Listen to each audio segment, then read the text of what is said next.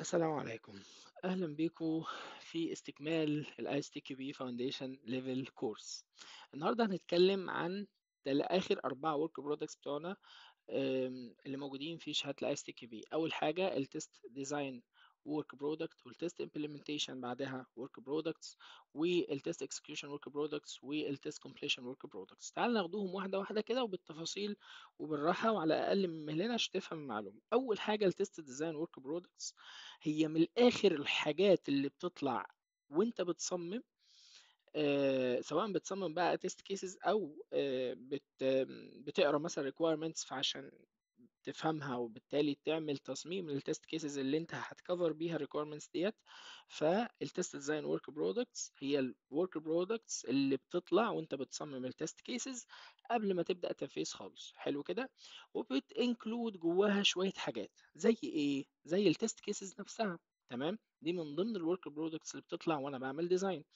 زي التست تشارترز واللي دي اتكلمنا عنها قبل كده وقلنا ان هي موجوده او بتطلع معانا لما بنعمل اكسبلوراتوري تيستنج.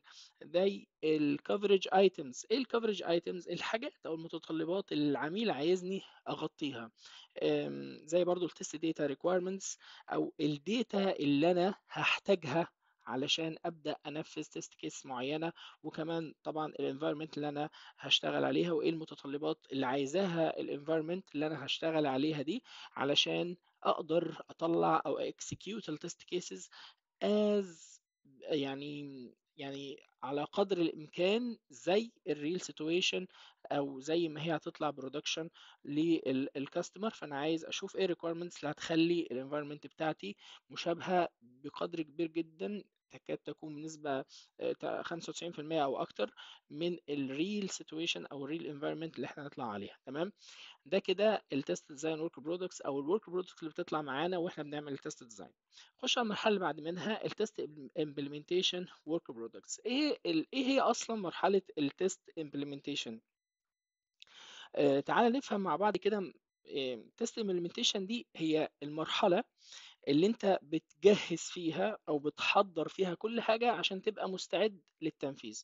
انا هنا شفت ايه الريكويرمنتس اللي انا عايزها في مرحله التست ديزاين. حلو، الحاجات يعني اللي هي البري، يعني التست كيسز، التست تشارترز، الكفرج ايس اللي على اللي انا عايز اغطيها، الانفايرمنت ريكويرمنتس بتاعتي، الداتا اللي انا هحتاجها عشان ابدا اشتغل.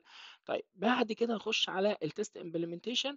هنا بقى بشوف ايه اللي هيخليني مستعد او ريدي اللي انا خلاص بقى هنفذ. حلو، كل اللي قبل الاكسكيوشن اللي انا بجهز حالي.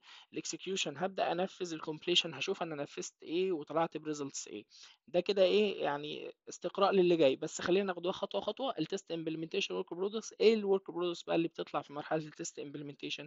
اول حاجه التست بروسيجرز او الخطوات اللي انا همشيها. ايه هي الخطوات اللي انا الستبس اللي انا همشي بيها during الاكسكيوشن؟ تاني حاجه المانيوال او الاوتوميشن سكريبتس اللي انا هجهزها او المفروض تكون ريدي في ايدي عشان ابدا اكسكيوشن. كمان نقدر نقول التست زي ما قلنا هنا المانيوال اند الاوتوميشن تيست سكريبتس. التست سويتس. ايه التست سويتس؟ احنا لو عندنا مثلا 10 تيست كيسز 1 و2 و3 و4 لحد 10، لو انا جبت شويه التست كيسز دول اسف على السرير الغريبه دي، لو انا جبت شويه التست كيسز دول وحطيتهم جوه فولدر معين كده، رصيتهم تحت بعض كده، فالفولدر ده اسمه تيست سويت. حلو كده. التيست سويتس بتاعتي لازم اكون مجهزها ومحضرها قبل ما ابدا اكسكيوشن. وكذلك التست داتا. هنا حددت التست داتا اللي انا عايزها، وهنا قلنا مثلا محتاجين تست داتا معينه. مثلا احنا مثلا احنا بنخش على ويب سايت محتاجين يوزر نيم وباسورد بصفات معينه وبيقبلوا حاجات معينه زي سبيشال كاركترز زي خلافه. تمام، هنا قلنا دي الحاجات المطلوبة. هنا بقى قلنا هو ده اليوزر نيم وهي دي الباسورد اللي انا هستخدمهم لما ابدا اكسكيوشن. يبقى انا حددت ان جنرال. تمام، لكن هنا قلت لا، ده هم محتاجين بالشكل الفلاني يقبلوا حاجات وما يقبلوش حاجات تانية، سبيشال كاركترز، ارقام، سبيسز، الكلام ده كله. حلو كده. من ضمن الحاجات برضو التست اكسكيوشن سكادجول، الجدول الزمني اللي انا همشي بيه. الخطة اللي أنا هامشي بيها، هانفذ إيه قبل إيه وهانفذ إيه إمتى، تمام. كمان الtest environment items، الitems بتاعة الenvironment بتاعتي، زي مثلًا لو أنا عندي حاجة مش جاهزة، آمم، أعمل stubs أو أعمل drivers، حلو كده. زي مثال مثلًا بسيط على الجزئية ديّة، لو أنا مثلًا عندي الsystem بتاعي مثلًا بيكلم حاجة في الback end، ماشي، الsystem بتاعي أهو وبيكلم حاجة في الباك اند، فالباك اند ده لسه مش جاهز، فانا لازم احط مكانه مثلا ستاب، الستاب ده يرد عليا بسكسس ريسبونس عشان ما يوقفش الشغل، حلو كده. وده انا مواجهه في شغلي العملي على فكره، وفعلا حاصل كده، احنا الباك اند لسه مش جاهزه، فعاملين اي بي اي ترد علينا على السيستم بتاعنا بسكسس علشان ما نعطلش يعني، تمام. ايه تاني بنحتاجه في مرحلة الامبلمنتيشن؟ هو بيقول لك هنا هو في example التست environment item include stub drivers simulators and service visualizations. الستابس والدرايفرز، ايه الفرق ما بين الستاب والدرايفر؟ لو انا عندي حاجة اساسية، حلو، وتحتها حاجات فرعية، بمنتهى البساطة كده، دي الحاجة الأساسية. الحاجة الأساسية دي لو مش جاهزة بنعمل لها درايفر، بنعمل لها درايفر، خلينا نرمز له برمز الدي كده، حلو. يبقى الحاجة الأساسية مش جاهزة بنعمل لها درايفر. لو الحاجة الفرعية هي اللي مش جاهزة، لو الحاجة الفرعية هي اللي مش جاهزة بنعمل لها ستوب، حلو. فزي ما انا قلت لك ان احنا كان عندنا حاجه في الباك اند مش جاهزه، فعملنا لها اي بي اي يرد علينا بريكوست از ستوب، يرد علينا بايه، بسكسس، عشان الشغل ما يعطلش، حلو كده. تعال نخش على اخر حاجه او اخر ورك برودكتس، او اللي قبل الاخير سوري، اللي بيطلع معانا الورك برودكتس اللي بيطلع معانا during الاكسكيوشن بقى، احنا خلاص بقى لنا تنفيذ بقى، بدأنا تنفيذ. ففي المرحلة دي بيطلع معايا شوية نتائج بعد ما بنشتغل تيست فعلي او بعد ما بنبدأ اكسكيوشن فعليا، حلو. من ضمنها التيست لوجز. ايه التيست لوجز دي؟ التيست لوجز دي يعني باختصار كده ببساطة خالص بتوضح ايه اللي اتنفذ وامتى تنفذ ومين نفذه. يعني بص كده الزتونة، التيست لوجز دي معناها ايه؟ انا في تيست معين احمد هو اللي نفذه مثلا امبارح الساعة 10، تمام. والتست ده كان عبارة عن ايه؟ بيتست لوجن فيتشر، بيتست مثلا بيمنت فيتشر، بيتست حاجة معينة. فدي اسمها التست لوجز، الحاجات اللي بتنكلود جوه التست او تفاصيل مين عمل وامتى وهي كانت عبارة عن ايه، تمام. الديفكت ريبورت، ما انا لو طلع معايا ايشو during الاكسكيوشن فلازم اعمل له ايه؟ لازم اعمل له ديفكت ريبورت، حلو، لازم اريبورت علشان الديفلوبمنت تيم يعرف يشتغل عليه ويعمل له فيكس، وبعدين نشوف احنا بقى الفيكس ده مظبوط ولا مش مظبوط، والسايكل اللي احنا شرحناها قبل كده، الفرق ما بين الايه، الريجريشن والديباجنج والحاجات دي كلها، حلو كده. اخر مرحله عندنا او اخر ورك برودكتس عندنا بتطلع في التست ايه، في مرحله التست كومبليشن، تمام. في ورك برودكتس بتطلع معانا في المرحله دي، ومن اهمها التست ايه، التست كومبليشن ريبورت. التست كومبليشن ريبورت ده من الاخر كده بيبقى فيه شويه احصائيات. يعني مثلا من ضمن الاحصائيات، احنا والله كنا متارجتين ان احنا نخلص 50 تيست كيس، حلو، بس في الاخر لقينا نفسنا مخلصين بس 40 تيست كيس، حلو.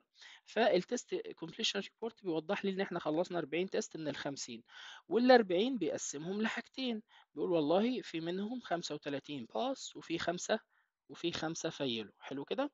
تعالى نرجع للسكرين بتاعتنا عشان احنا بعيد. وفي 5 فايلو، فمن ضمن الورك برودكتس اللي فيري امبورتنت التست كومبليشن ريبورت. وقلت لك ان هو بيبقى فيه احصائيات ايه باس وايه فيل، وغطينا كام من الاكسبكت ان احنا نغطيه.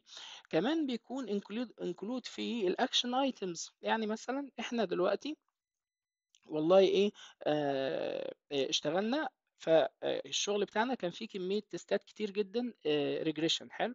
فدي اخدت مننا وقت كتير جدا، فاز اكشن از اكشن في الريليز اللي جاي قلنا والله خلاص احنا كده محتاجين نزود الاوتوميشن في البارت ده، علشان الشغل المانيوال اخد وقت كتير جدا مننا. يبقى اكشن ايتمز دي بتكون برضو في الكومبليشن ريبورت. For environment of subsequent project or iterations. هو بيقول لك يعني انت بتاخد اكشن ايتمز على مستوى الانفايرمنت بتاعتك، ممكن تاخد عليها اكشنز نحسن فيها حاجه، نقول ايه هيحصل ايه مش هيحصل، او على مستوى البروجكت او على مستوى الاتريشنز اللي جايه هعمل فيها ايه، تمام. كمان باشوف في مرحلة الtest compression بيطلع معايا work product very important برضه، اللي هو الlessons اللي أنا اتعلمتها. حلو كده، حلو كده. زي إيه الlessons اللي أنا اتعلمتها مثلًا؟ زي مثلًا لو أنا بtest password برضه login feature، وأنا مثلًا عامل neglect أو ما خدتش بالي إن إحنا لو مثلًا الpassword المفروض يكون فيها أرقام ويكون فيها مثلًا حرف أو حروف مثلًا capital ويكون فيها special character، بس ما يكونش فيها سبيسز، فانا نسيت الحته بتاعه السبيسز مثلا. فانا بقول ايه، اجي في بعد كده اقول لا، ده احنا المفروض نضيف كمان ان ما يقبلش سبيسز بين الارقام والحروف. حلو. فدي من ضمن الحاجات اللي انا ممكن درس اتعلمته او الليسونز اللي انا اتعلمتها،